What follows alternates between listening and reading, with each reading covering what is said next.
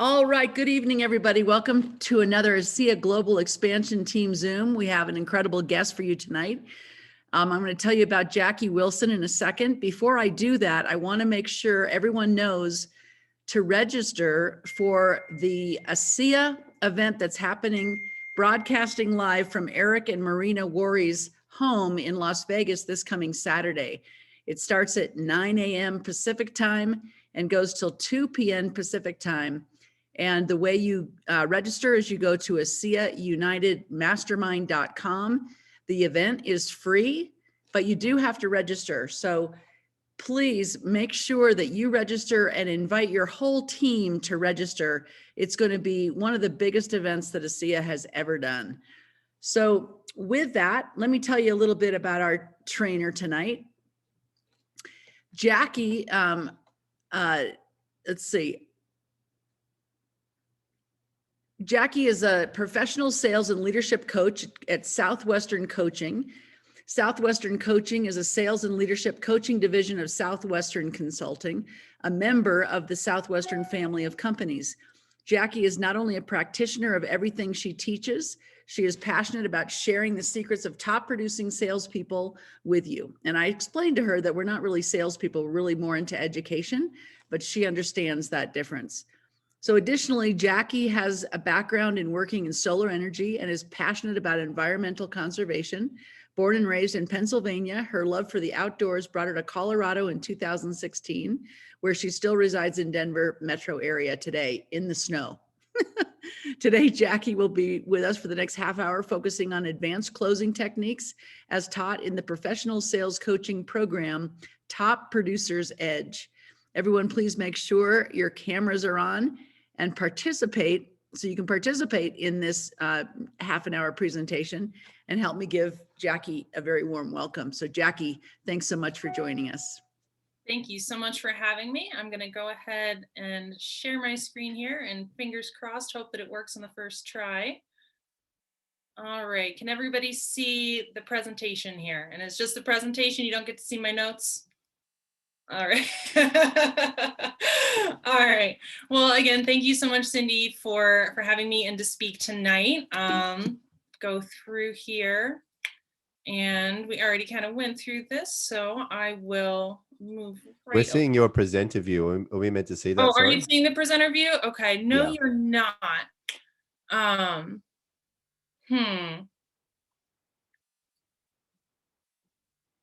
Okay, let me try that again.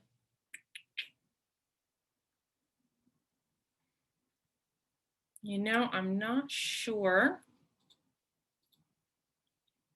It should just be the presentation. We'll try it again. The slide that you were talking about was the biggest one. Right. Yeah. I'm trying to think of the best way to do this because the notes were on the slides. One second here. Thank you so much for bearing with me as we figure out the technology. I might just print them out, and that way I can read off and you guys can just see the slides. But let's go ahead and try again.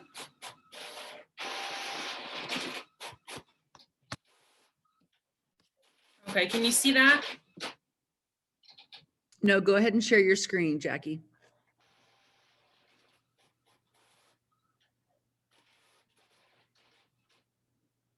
Okay. There we go. Perfect. Yep. All One right. slide. Awesome. Okay. Well, my notes are printing out, so let's make do while we have the time here and just go through. I will tell you a little bit about the company that I work for called Southwestern Coaching. Now, Southwestern Coaching is the direct sales training division of Southwestern family of companies, and that is the oldest direct sales company in the United States. Now, Cindy and Bo's son worked for the book selling division, Southwestern Advantage, back in the day. But basically, you know, with Southwestern Coaching, we have worked with more than 16,000 sales professionals one-on-one and through these types of training workshops. We have coaches across 8 different countries. And oops, sorry about that.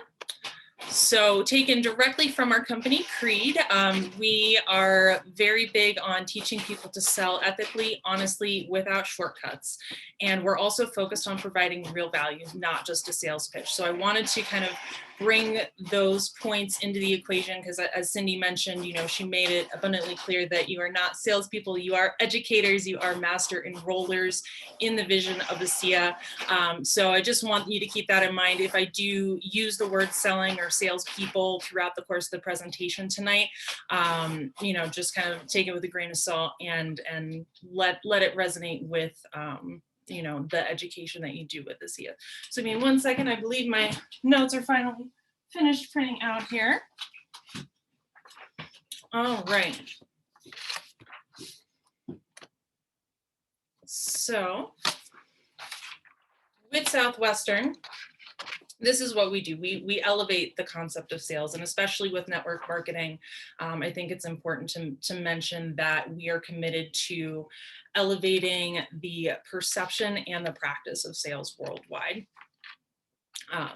But before we move on, I do want to pause for a minute here and just ask for some audience participation. So I want to know from a few of you, what's your why for working with the SIA? You know, what do you absolutely love about what you can provide for people with this business?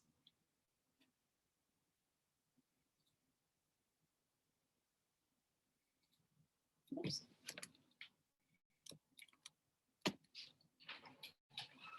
All right, and I don't know if we can just pop it in the chat.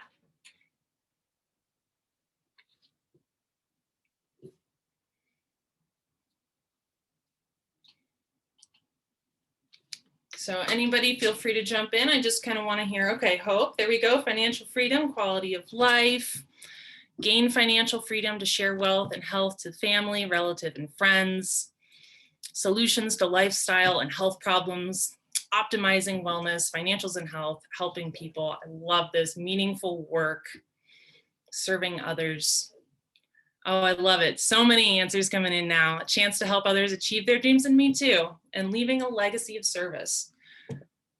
Wow, these are some really great whys. I love this. You know, they say that communication is only 7% of what you say and 93% about how you say it. So, you know, ultimately it's the belief and the conviction behind your why that will lead to more success and effective closing. And that's what we're here to talk about tonight is advanced closing techniques. And so we'll get to some of my all-time favorite closes in just a few minutes. But first, if I could show you a quick technique that makes every close easier, would that be worth a few minutes to go over first? Good. All right.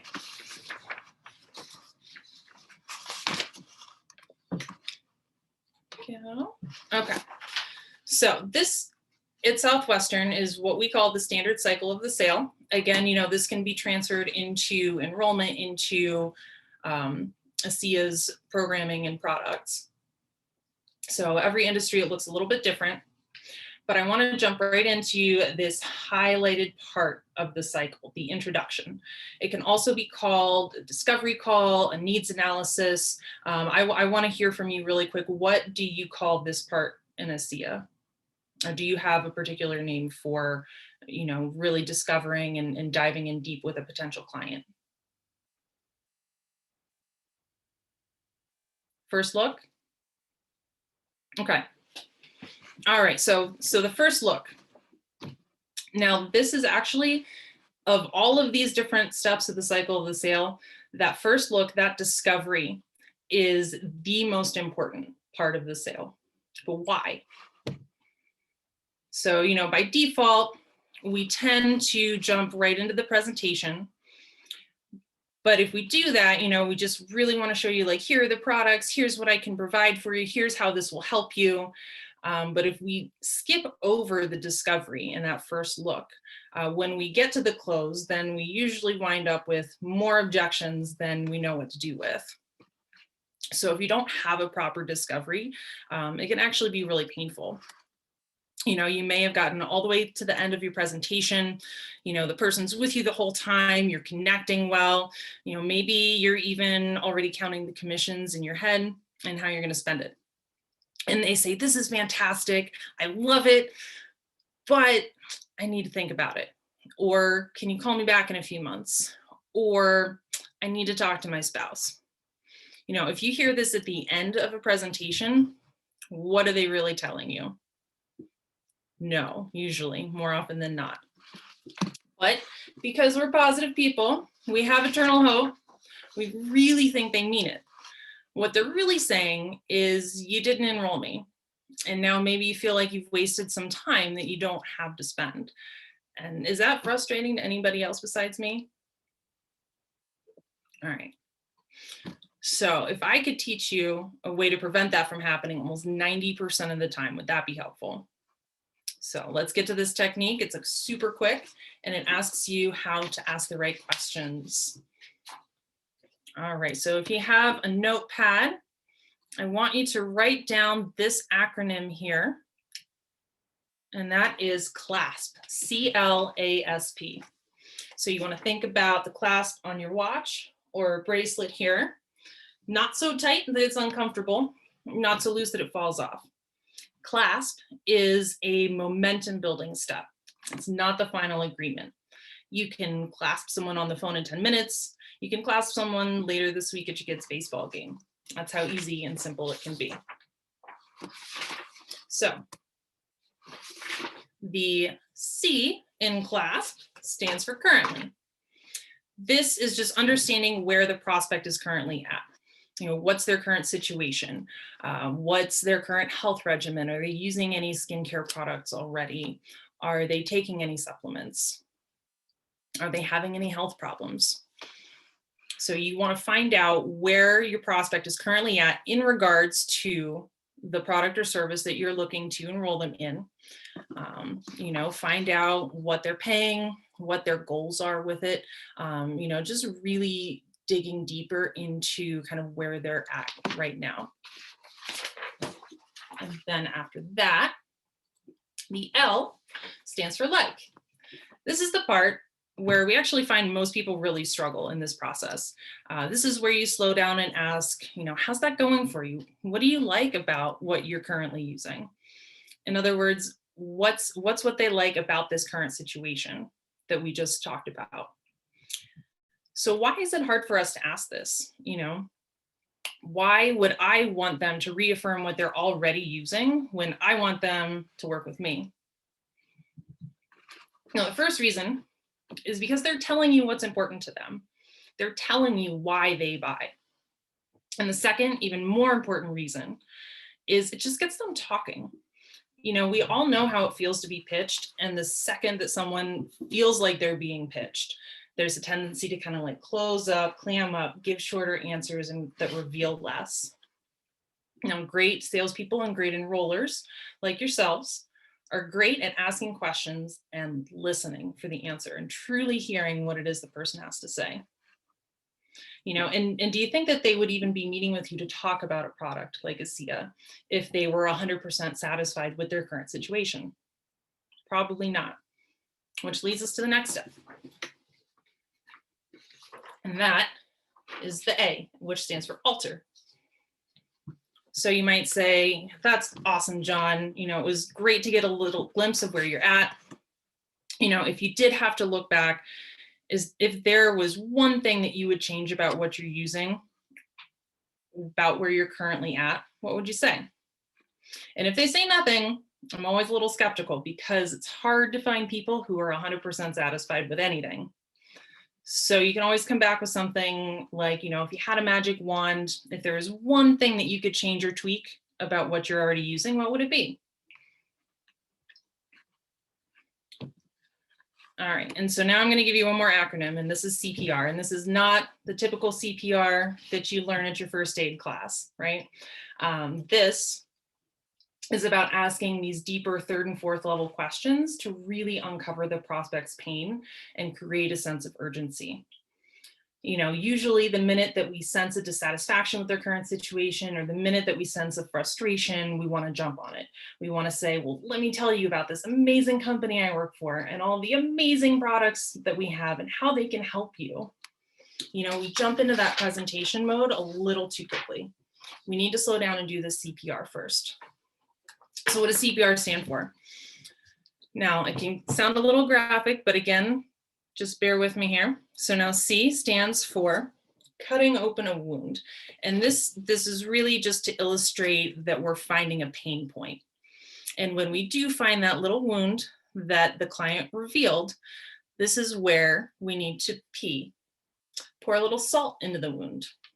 And we have to help them feel the effects of the wound. And, our job is to bring the pain to the surface, but not so much because, at the end of the day, we are really trying to help them and do something good for them, but just enough to really tap into that emotion, to strike a little chord with them. So when they feel the effects of the wound, which might be long-lasting health issues in your case, or, maybe expensive medical bills down the road, whatever that may be for your particular case, that is when they're ready for the R, which is remedy. And so at Southwestern, we have a rule. We do not let you present or pitch your remedy until you've identified a wound, you've brought the pain to the surface, and you've helped them feel it. Now, these last few steps are pretty quick and simple. So the S is what we call signer. And I don't know, does anybody here ever get the objection of, this all looks great, but before I make any decision, I got to talk to my spouse about it? Is that something you guys hear? Okay. So this is a really good way to nip that objection in the bud before it even comes up. And this could sound like, hey, John, this sounds like something that you are really interested in, but before I show you everything, I don't want to step on anybody's toes. Is there anybody else that might want to be involved in the decision-making process? Do you want to call your wife? Do you want to call your accountant? Do you want to call your neighbor? Whoever that winds up being. But just making sure that you have anyone involved in that decision being there on the front end of your presentation so that you don't hear that objection on the back end. And finally, the last part is where it all comes together. This is where we're going to paint the picture back to them. So now up to this point, how much selling have we actually done? 0, right? So the beauty of this is that all we've done at this point is ask questions. They have been selling themselves throughout this process. It's at this point that we paint this picture back to them. And it sounds something like, so John, if I could show you something that had everything about what you currently like in your current situation, and it also had the things that you would want to see improved or altered, would this be something you'd be willing to move forward with today? And so it's really just a great way to tie it all together. And this is why it's so important to really pay attention to the answers that they give you in those first set of questions that you ask. Now, at that point, you have effectively clasped someone. You have just this incredible amount of momentum. They're already pre-sold and you haven't even shown them a thing. You haven't shown them a single price or product. Isn't that awesome? Do you see how much momentum happened right there as you go through this technique? And that's what selling is all about, right? Momentum. Yes, Bo. I love it. Love the participation, Bo. All right. So now at this point, I want to take us back to this cycle of the sale and focus on the closing. So what we like to say at Southwestern is that the close is where you ask for the business. And I'm going to repeat that. It's where you ask for the business. Most people don't like closing because they don't want to come across as pushy, right? Don't want to come across as salesy. That's why we like to stay away from the term salespeople here. Effective scripts for each cycle. Yeah, I could send that to Cindy after the presentation, and so she can share that with you guys for sure. But yeah, so now we're at the close. And most people don't want to come across as pushy, but here's a better way to look at it. Closing is a service, helping someone get from point A to point B faster. It's a service that we provide people. When I first started selling, I thought closing meant that you had to get people to say yes. But there's more to it, right? Closing is simply getting someone to make a decision, getting them to say yes or say no. Okay, so really quick in the chat, I want somebody to give me a close that they like to use. What is something that you regularly say to help bring somebody across that buying line?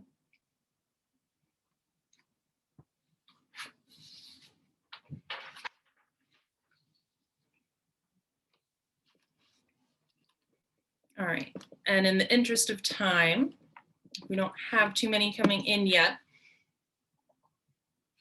Oh, I love that, Peg. The 1 to 10. That's a really good one. And usually, 10 being ready to go. Yeah, 1 to 3 categories. That's another good one.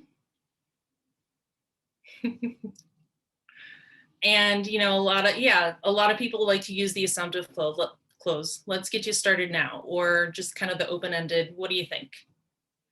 Right? So I want you to write this down. These numbers, 2, 5, and 15. Now 2 stands for the number of closes an average producer knows. And that, can be, what do you think? Let's get you started on a scale of 1 to 10. Now 5 is the number of closes that top producers know. When they're asked to supply a close, they can usually rattle off 4 or 5 right off the top of their head. They have a big range of closes, such as the takeaway close, the walkout close, the 1 to 10 close, Peg, that you used. No means yes, and they might even know which closes to use based on the personality type of their prospect. So 15 stands for the number of different closes that we teach at Southwestern, but we're not going to focus on that tonight. For the interest of time, I really want to focus on this number 5, because that's the sweet spot. Because on average, most people have at least 3 or 4 objections that they'll give you in this cycle. And if you keep repeating the same closes over and over again, if you keep going back to the 1 to 10, if you keep going back to let's just get you started, that's when we start to come across as salesy or pushy. So we want to make sure that we have, enough tools in our toolkit that each time we come back to close somebody, it's fresh and it's not something that we're just repeating, right? And really, the reality of this is if you don't close them, then they're probably going to go and get what they need from somebody else. So it's your job to bring them to a yes or no decision here.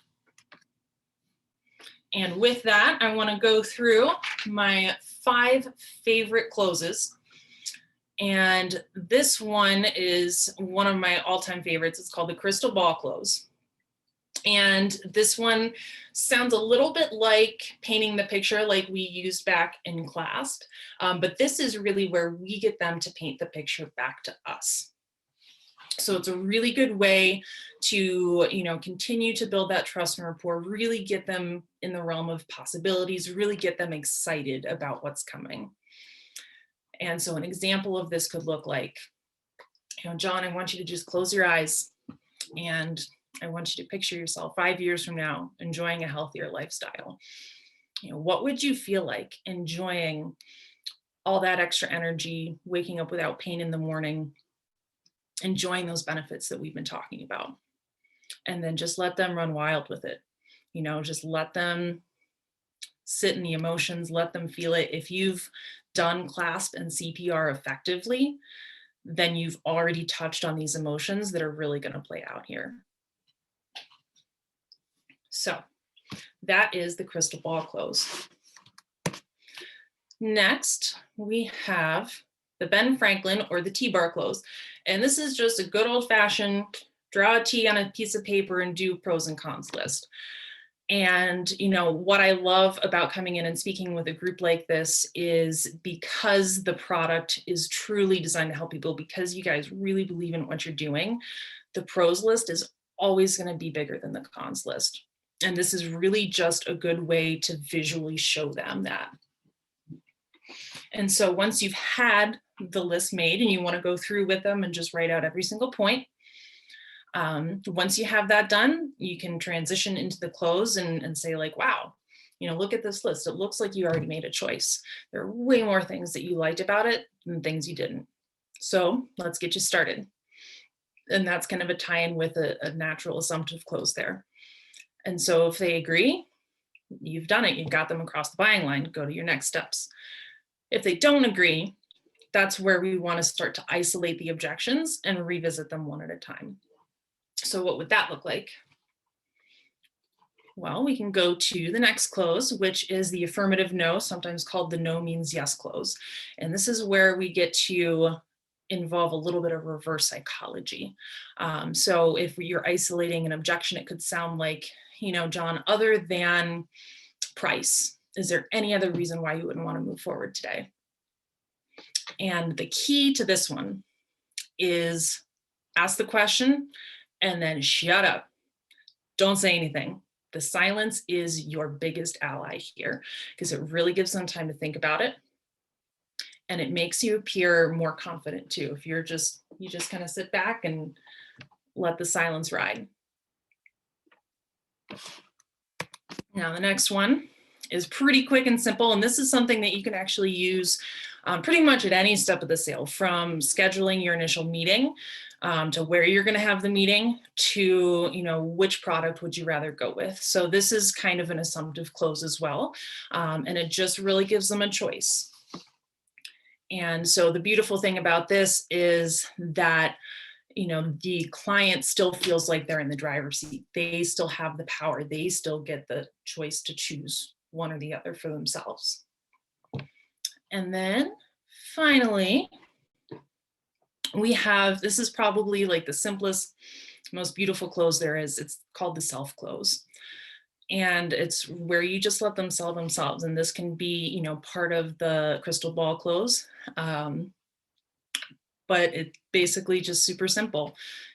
Tell me, why is this something that you want to move forward with? Or why is this important for you to do for yourself?